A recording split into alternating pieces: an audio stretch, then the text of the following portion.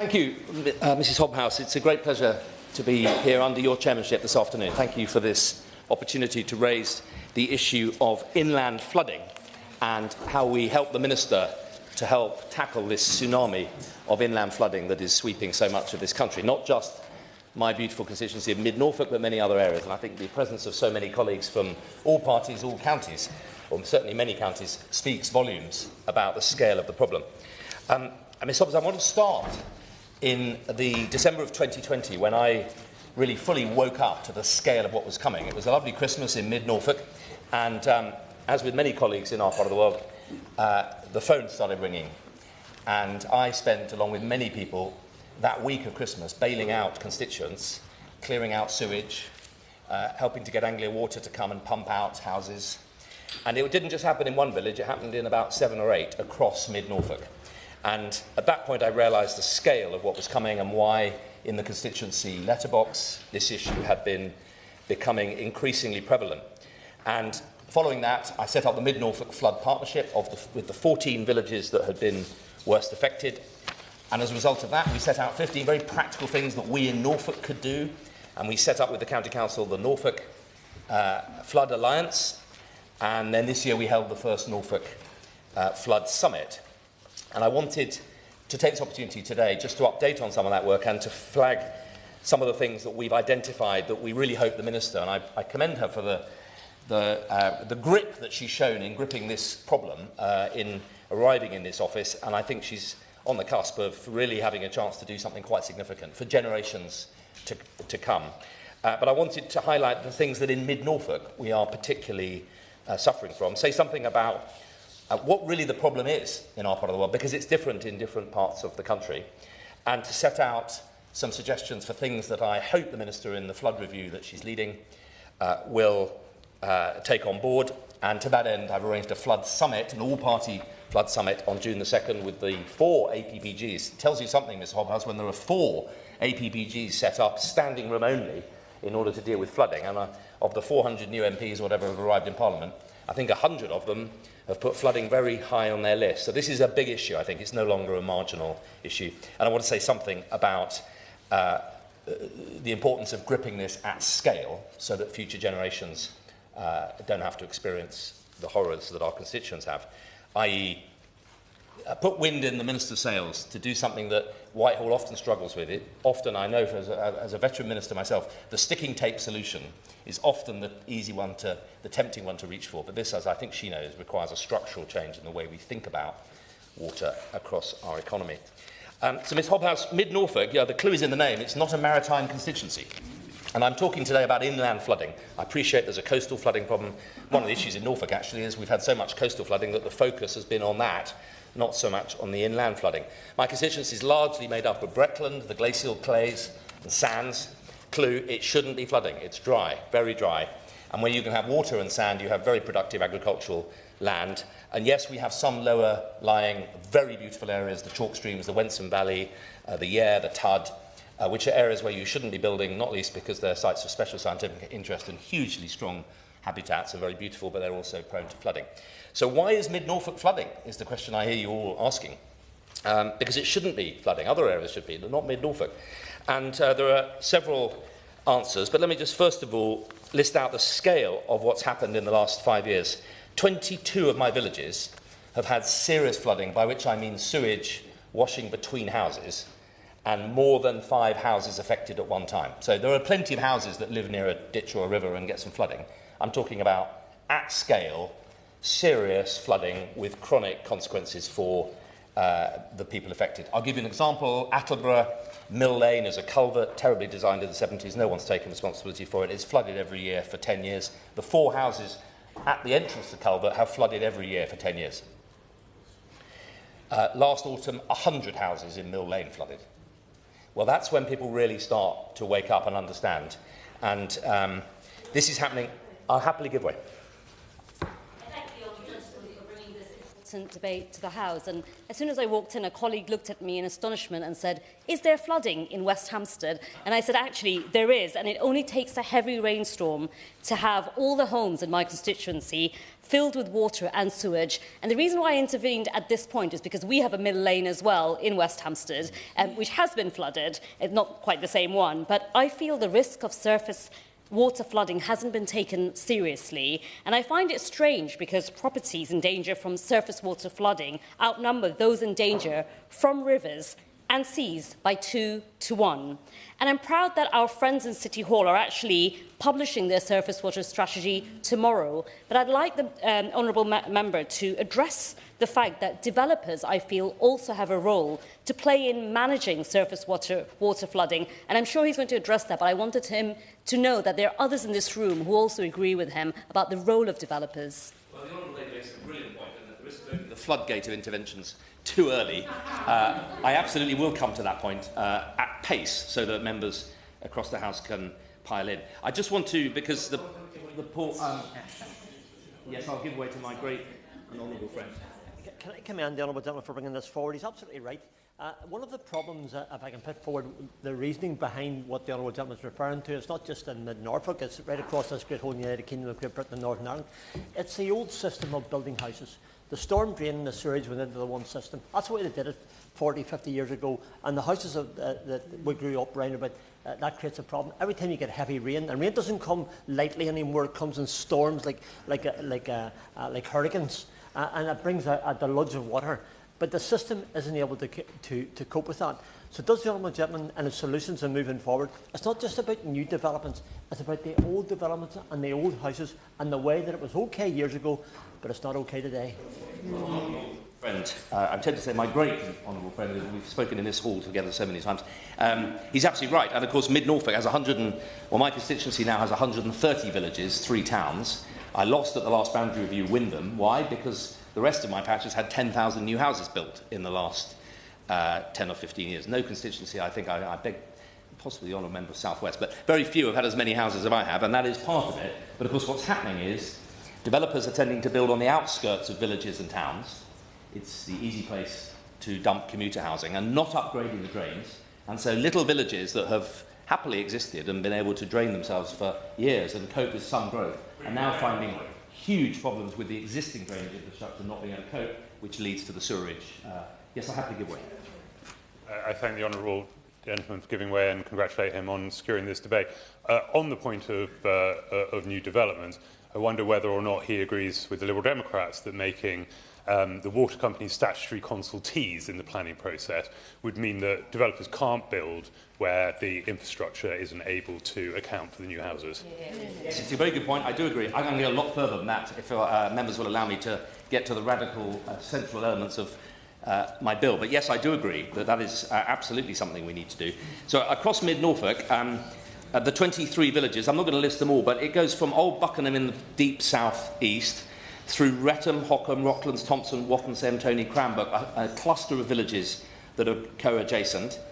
North Elmham, Billingford, Ling, Elsing, Yaxham, Mattershall, right up to Weasenham, which should not be flooding up in my northwest frontier. And what that tells you is this is not actually just geomorphological. This is as a result of housing and a result of lack of investment in the drainage infrastructure. And the truth is, the very patient people in Mid-Norfolk, they're pretty patient, they've had me as their MP for 14 years, are getting really impatient about this because the contract of the state, the contract of the citizen, you pay your taxes, you buy a house, you don't these days expect that much, but you do expect that your house won't flood because of systemic and structural failures of national infrastructure. And when it does and you ring, you hope somebody's going to come and pump it out, and you expect the water companies, you're paying very high bills, to be there and to help. And the service hasn't been there. It just hasn't been, the responsiveness hasn't been there until you're able to sit on the answering machine and ring enough times that eventually a tanker arrives. And so people are fed up, and they're fed up with that, and they're fed up with the fact that this has been coming for quite a long time, and they're very excited by the fact that the Minister is gripping it. So let me just spin through what the problems, it seems to me, are as I've experienced it in Norfolk. Of course, it's climate change, and let's not undermine the importance of that. We had last year the 8 wettest months on record, one after another, and that isn't happening for any sort of weird strange, unexplained reason. It's climate change. It is happening. But it's also that, in my part of the world, we're building a lot of houses, and the country's got to build them. So I don't think not building houses is the answer. It's also, and the devil is, of course, in the detail, it's that our agricultural practices have changed. In my part of the world, a proud farming county, we now have a lot of contract farming. Big land owners, often pension funds or remote. The farming isn't done by the local landowner, it's done by contract farmers on a very tight, low-margin contract, huge bits of kit, roaring around trying to get the job done and scratch a living. So the old days, I grew up on a farm where in a rainy day, a rainy month, you go mend the fences and clear the ditches. That work doesn't tend to be in the contract farming contracts today. So there's a basic maintenance problem. Our county councils have seen their budgets hammered by the rising cost of social care and some of the austerity 1.0. So there's a problem with maintenance. Then we've got a big planning problem. And the reason I think the point just made by the honourable gentleman is a good one. But the real problem in my patch has been that because of the 5-year land supply, good planners have sat down and said, well, we don't want to build here and we shouldn't build there, and statutory consultations. And then many of the big developers have land banked, so they've taken their permissions down where they know they're going to get them, haven't built them out, and then invoked the 5-year land supply, which is a very sensible coalition policy designed to make sure that you couldn't have a 20-year plan and then ignore it. They've used that 5-year land supply to blow the whistle and say, well, you're not building out at your 5-year land supply, so we'll now invoke the freedom to dump where we want. It's a win-win. So they then dump 100 houses outside Yaxham, 200 outside Matchell. Of course they want to go near Norwich and dump on the outskirts of the village near a road and move on and not invest. And that is what has driven a lot of the problem. So statutory consultation is fine, but this is also a planning issue. And part of what my bill addresses is I think we have got to somehow make sure that developers, when they're building like that, it's not just that they're statutory consulted and they go through the tick boxes. I think the only way to make the developers really take this seriously is to say, look, if you build and within 5-10 years of your building there is significant flooding that didn't used to happen in that area before, you're going to be on the hook for upgrading the drains. You're going to be on the hook for doing the repair work. To create a fiduciary financial liability that the directors of those companies will say, well, I think we'd better upgrade, we better do the investment up front, rather than rely on consultations. Because I think in the end, unless somebody is going to pay for this, and to be fair, the water companies have got to pay more, but we're also asking them to pay billions to improve pipes, billions to build reservoirs, billions to stop leaks. So somewhere in this system, we have to find a bit more money to do the upgrade of the traditional drains and improving the infrastructure. And I think it behoves us all to give the Minister some solutions. Where's the money going to come from? Nobody in Mid-Norfolk wants to pay more tax. They don't want to pay more council tax. It's already very high going on social care. So where's the money going to come from? And so I think one answer is from the developers. But there's also another problem. In Mid-Norfolk, when you pick up the phone, who's in charge, you ask? Well, there are 36 organisations in Norfolk with responsibility for flooding prevention. I know in Whitehall that probably seems a low number, but in Norfolk people kind of want one. And we do have one. It's called the Local Flood Authority, the LFA. It's great, but they have no money and no power. The good news is, in addition to them, we have the IDBs, the Internal Drainage Boards, who've been looking after flooding since about 1550. They really know their ditches, their dikes, and colleagues I can see nodding with agricultural constituencies know that these are the very local experts who know about hydrology and water, and they know how it works. And the problem is they've had their budgets either cut or not maintained at the pace at which the demand that's hitting them. And of course, there are quite small number of areas, I think it's 15 to 20 districts, particularly in the east of England, the Fens, Cambridgeshire and Norfolk. There are other areas that have a very high incident of flooding. And the areas where they're being hit, the IDBs are having to be propped up by the district councils, which means the residents of those areas are then being penalised by funding being quite properly diverted into flooding, but that's funding that they're not getting into their public services. So there's a huge problem with the allocation of funding. Meanwhile, I notice the Environment Agency, I'll give way happily to my neighbour. I'm very pleased my council colleague gave way. Thank you very much. I just wanted to touch upon internal drainage boards, and I'm very pleased that you mentioned that. Kings Lynn and West Norfolk Borough Council in my constituency, for every £1 they collect in council tax, 43p now goes to internal drainage board levies. It's completely unsustainable. So I wonder if the bill that the honourable member talks about addresses IDB levies and calls for a permanent, full-time solution to this funding issue. Well, I'm grateful to my neighbour and good friend, the Honourable Member for South West Norfolk. Yes, it absolutely does, and I will take his steer to get to the point of the guts of my bill. He's absolutely right, and in our part of the world, the IDBs are crucial. And when I looked into all this, Minister, thinking, how come Norfolk is top of the league table of flooding? Well, I discovered, even more shockingly, is we're not. I think we're counting number 6 or 7 out of 10, which is why there are so many colleagues from other counties. So, I want to suggest that the problem really is fourfold, and that is what my bill in draft, and I'm keen to use today as an opportunity to polish those provisions. We have 4 provisions in the bill. Provision 1 is around responsibilities. And it seems to me that we need to have a much clearer, sharper set of responsibilities at the top. The Environment Agency obviously have overall responsibility for flooding in the country, but this is a local problem, and locally we've got to properly empower the local the strategic flood authorities, and we have to re-empower the IDBs. And at the moment, many of them are finding that in order to deal with flooding, they're coming up against all sorts of environmental green tape produced by the very agencies that are there to stop flooding. So many of our drains and ditches have now, it looks as though the Environment Agency are more interested in filling them with mud and wildflowers than actually encouraging them to be the places that drain the water. So people are getting frustrated with a sort of well-intended green bureaucracy that is getting in the way of local solutions. So responsibilities put back locally. Secondly, funding. And I strongly believe that we should be top-slicing and ring-fencing some of the funding for the Environment Agency to give it to the IDBs and to the strategic flood authorities. It would be a rounding error on the Environment Agencies. Yes, Ms. Hobhouse. Sorry to come to an end because it's a very short debate for many members want to come in. Do we have 90 minutes? We have an hour.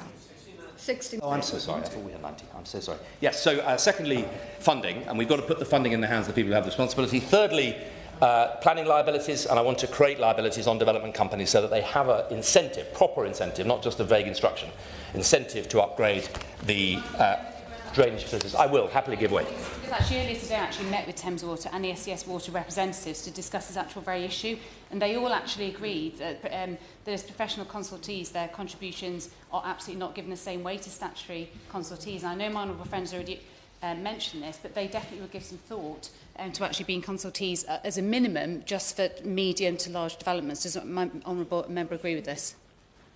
Yes, I think she makes a really important point, and I think this is all part of the planning mix. We have got to get this right. And my last point is on data, Ms. Hobhouse. It is very striking that when you have an area that floods like this, you reach for data. How bad is it? How much worse is it than it used to be? There isn't a properly collected data set. I have a map of all the dots of flooding in my patch and in Norfolk, but it seems to me now it wouldn't be that difficult to have a properly connected national flood heat map at the Cabinet Office so we can see where this is coming. And if it's coming this much more quickly in mid-Norfolk, and I suspect many other areas, the Cabinet Office need to be aware this is a national critical infrastructure resilience issue that's growing. And locally, we need flood maps so we can see where it's likely to flood this winter and to prepare. And although I know, as the former Minister for the Met Office, they have amazing data, and they can now predict that in certain areas of geomorphology, when it rains at this extent over in the west, the surge will hit. We can now predict with AI and these tools, but it's not properly being done. And I think there's a lot more we could do, Ms. Hobhouse, on data. I'm conscious, forgive me, I thought it was a 90-minute debate, so I'm conscious of time and how many colleagues. I will close at that point, Ms. Hobhouse, and look forward to the comments of my colleagues from all parties.